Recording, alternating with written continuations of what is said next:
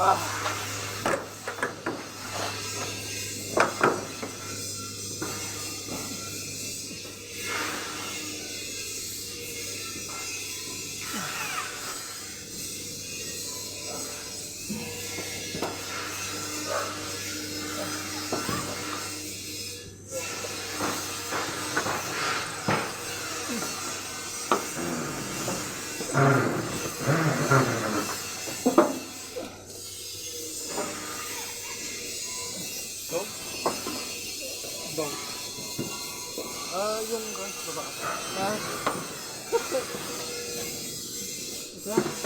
Yung natin doon, yung paglagay, di ba? Hindi pwedeng buo yan na ilalagay natin.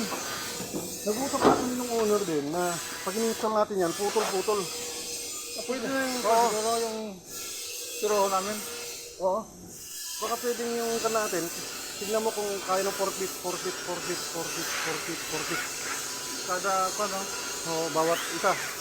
Para maabot nyo yung pag-texture. Ano? Dapat dos, yung sukat niya kasi 83, di ang kami dito, 80 ka na. 5 yun, di ba?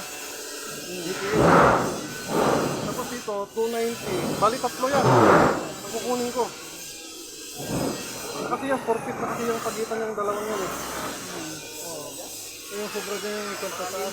Hindi na, bibili na rin akong kandyan kasi yung masusobra mo naman dito sa gilid, wala na yan. Maliit na lang. Maliit na lang yung maliwan. Kasi kayo? Ay, meron ka dyan na ulaw?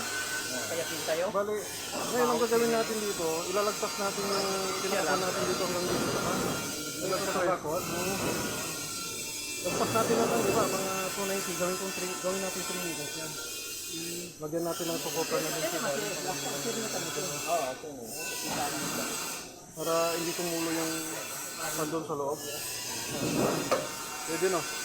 At ilagpas natin dito.